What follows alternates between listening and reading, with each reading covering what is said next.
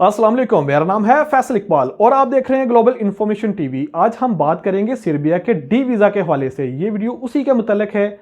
आज की ये वीडियो बहुत ही अहम है। आपसे इत्मास है कि वीडियो को शुरू से लेकर आखिर तक लाजमी देखिएगा ताकि वीडियो के हर पहलू से आपको आगाही हासिल हो सके। सर्बिया का डी वीज़ा कैसे अप्लाई करना है और कैसे हासिल किया जाता है और क्या क्या डॉक्यूमेंट्स इसके लिए चाहिए होते हैं, यह सब डिस्कस करेंगे आज की इस वीडियो में। अगर आपने हमारा चैनल सब्सक्राइब नहीं किया तो जल्दी से हमारा चैनल सब्सक्राइब कर दें और बेल आइकन के बटन को भी प्रेस कर दें ताकि हमारी हर नई आने वाली वीडियो आप तक पहुंच सके। सर्बिया इस वक्त वर्क वीजा के हवाले से बहुत ही हॉट टॉपिक बन चुका है। अच्छा, यहां मैं आपको एक अहम बात बताता चलूं और ये हमारे लिए जानना बहुत जरूरी है। सर्बिया के वर्क वीजे, जिन्हें डी वीजा के नाम से भी जाना जाता है, क्या ये वीजे पाकिस्तानियों के लिए पहली दफा ओपन हुए हैं या फिर यूरोप के दूसरे मुमालिक ने पाकिस्तानियों के लिए रास्ते बंद कर दिए इसलिए ओपन हुए हैं? नहीं, सर्बिया के वीजे हमेशा से ओपन थे। वहां काम करने वालों की हमेशा से ही जरूरत है, लेकिन हमने तो सिर्फ वही अप्लाई करना है जहां एजेंट हजरात कहते हैं। अगर एजेंट ने बोल दिया कि हमारे पास फ्रांस के वर्क वीजे हैं और उसकी ये कॉस्ट है, तो हम कहते हैं कि अब फ्रांस में ही अप्लाई करना है, चाहे वीजा लगे या ना लगे। और अगर एजेंट ने बोल दिया कि हमारे पास इटली के वर्क वीजे हैं और इसके इतने पैसे लगते हैं और हम इटली के लिए ही तैयार हुए चलते हैं, मगर हमने कभी सोचा ही नहीं, कभी गौर ही नहीं किया। और अब हुआ क्या कि इटली ने भी पाकिस्तानियों के वर्क वीजा की अपॉइंटमेंट बंद कर दी है। वर्क वीजा के लिए अपॉइंटमेंट्स है ही नहीं।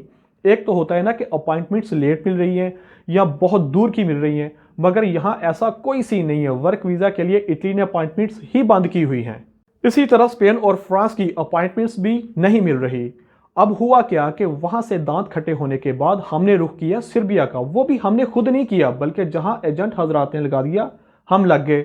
हमने खुद कभी सर्च ही नहीं की, कभी ये जानने की जरूरत ही महसूस नहीं की कि यूरोप के अलावा और भी रास्ते हो सकते हैं। खैर, चलते हैं सर्बिया की तरफ। जब बाकी शेंजन कंट्रीज ने अपनी वीज़ा पॉलिसी स्ट्रिक्ट की हैं, तो हमारे मुल्क से जितने भी लोग यूरोप आने के ख्वाहिशमंद हैं या किसी अच्छी कंट्री में जाके जॉब करना चाहते हैं, तो उन सब के लिए सर्बिया एक अच्छा कंट्री है, बहुत अच्छी ऑप्शन है। बाकी के शेंजन कंट्रीज की निस्बत सर्बिया का डी वीज़ा हासिल करना कदरे आसान है। तो अब बात करते हैं कि ये वीज़ा अप्लाई कैसे किया जाता है। सर्बिया का जो डी वीज़ा होता है, इसका प्रोसेस यूरोप के बाकी कंट्रीज की तरह बिल्कुल भी नहीं होता। देखें, सर्बिया का डी वीज़ा सर्बिया से ही अप्रूव होकर जाता है। आपने एम्बेसी में अपने डॉक्यूमेंट्स, पासपोर्ट ज़रूर देने होते हैं, मगर सर्बिया एम्बेसी का काम आपको वीज़ा देना या आपका वीज़ा रिजेक्ट करना बिल्कुल भी नहीं होता, क्योंकि सर्बिया का वीज़ा सर्बिया से ही अप्रूव होकर जाता है।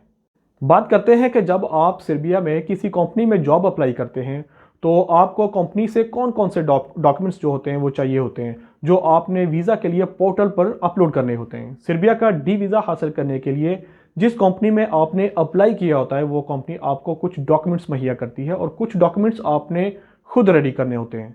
जैसे कि आपके सपोर्टिंग डॉक्यूमेंट्स हो गए, आपके एजुकेशनल डॉक्यूमेंट्स हो गए, पुलिस करैक्टर सर्टिफिकेट वगैरह वगैरह। ये तमाम डॉक्यूमेंट्स इकट्ठे करके आप एक फ़ाइल तैयार करते हैं। जब आपकी वीज़ा फ़ाइल तैयार हो जाती है, तो उसके बाद सर्बिया का जो इमिग्रेशन पोर्टल होता है, वहाँ आपने एक अपना अकाउंट बनाना होता है और अपने तमाम डॉक्यूमेंट्स वहाँ पे अपलोड करने होते हैं। अच्छा, सर्बियन कंपनी से जो आपको डॉक्यूमेंट्स रिसीव होंगे, उनमें सबसे पहले आ जाता है आपका जॉब कॉन्ट्रैक्ट। उस जॉब कॉन्ट्रैक्ट पे ये मेंशन होना चाहिए कि आपका नाम, आपका पासपोर्ट नंबर, जॉब स्टेटस क्या है, कॉन्ट्रैक्ट की मुद्दत क्या है, आपकी सैलरी कितनी है और आपने कितने घंटे काम करना है। और इसके साथ साथ ये कि आपको कंपनी जहां आप जॉब के लिए जा रहे हैं, आपको क्या क्या सहूलियत जो है वो मुहैया कर रही है, उसके आपका प्रूफ ऑफ अकोमोडेशन होना चाहिए, आपका मेडिकल इंश्योरेंस होना चाहिए। और इसके साथ जो अहम डॉक्यूमेंट्स है वो है पीपीसी, जिसका मतलब होता है प्रूफ ऑफ पेड कंट्रीब्यूशन। ये लेटर भी कंपनी की ही तरफ से जारी किया जाता है, जिसका मतलब होता है कि कंपनी प्रॉपर टैक्स पेयर है, कंपनी रजिस्टर्ड है, कंपनी के किसी किस्म के जो फंड बाकी तो नहीं जो कंपनी ने अदा करने हों। कंपनी 100% क्लियर होगी तो ही आपका वीज़ा अप्रूव होगा, वरना आपका वीज़ा अप्रूव नहीं होगा। इस डॉक्यूमेंट के ऊपर यह मेंशन होता है कि सर्बियन गवर्नमेंट अलाउ कर रही है आपको कि आप सर्बिया में आकर जॉब कर सकते हैं। मतलब कि आसान अल्फाज में समझाऊं, ये एक किस्म का अप्रूवल होता है जो ज़्यादा से ज़्यादा 3 माह तक वैलिड रहता है। इसके अलावा एक और डॉक्यूमेंट होता है जिसमें कंपनी की डिटेल दी जाती है कि कंपनी की क्या वर्थ है, कितने मुलाजम इसमें काम करते हैं और गवर्नमेंट और बाकी अदारों के साथ इस कंपनी का तल्लक कैसा है। ये तमाम डॉक्यूमेंट्स जो आपको बताए हैं, आपने याद रखना है कि इनमें से कोई भी डॉक्यूमेंट्स मिस नहीं होना चाहिए, वरना आपका वीज़ा अप्रूव नहीं होगा। जिस भी कंपनी में आपने जॉब के लिए अप्लाई करना है, आप सेलेक्ट हो जाते हैं। सेलेक्ट होने के बाद जो डॉक्यूमेंट्स आपको कंपनी की तरफ से भेजे जाते हैं, वो तमाम डिटेल मैंने आपको बता दी है। उन तमाम डॉक्यूमेंट्स में से कोई भी मिस नहीं होना चाहिए।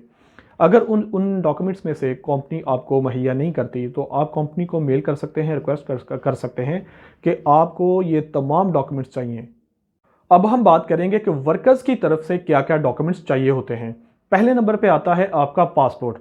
आपके पासपोर्ट फुल स्कैन होना चाहिए, मतलब कि पासपोर्ट के तमाम पेजेस जो हैं वो स्कैन होने चाहिए। सिर्फ फ्रंट और सेकंड पेज ही नहीं स्कैन होना चाहिए।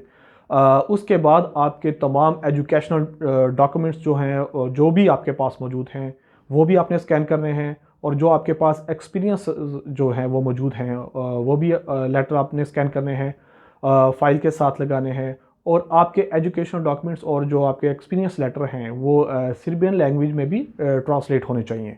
ये थे वो तमाम डॉक्यूमेंट्स आपकी तरफ से और आपकी कंपनी की तरफ से जो आपने पोर्टल पर अपलोड करने होते हैं। अच्छा, बात करते हैं कि फ़ाइल मुकम्मल होने के बाद पोर्टल पर अपलोड अपने डॉक्यूमेंट्स जो हैं वो अपलोड करने के बाद आपको कितना टाइम लग सकता है। तो क्लियर बात है कि इसके लिए आपको 5 से 6 महीने लग जाते हैं। आपको 5 से 6 महीने इंतज़ार करना पड़ता है, क्योंकि एम्बेसी की तरफ से मुकम्मल वेरिफिकेशन हो रही है, कॉल की जा रही है, डॉक्यूमेंट्स की जांच पड़ताल की जा रही है, इसी वजह से इतना टाइम लग रहा है। और मैं आपको बताता चलूँ कि पाकिस्तान में सर्बियन एम्बेसी जो है वो मौजूद नहीं है। आपको इसके लिए आपको जाना पड़ता है, ईरान जाना पड़ता है। ईरान में भी इस टाइम काफ़ी रश है, आपको लाइन में लगना पड़ता है। और उसके बाद आपको डॉक्यूमेंट सबमिट करवाने के बाद शायद आपको कुछ दिन इंतज़ार भी करना पड़ता है वीज़ा पेस्ट होने पर, आपके पासपोर्ट पर वीज़ा पेस्ट होने के लिए।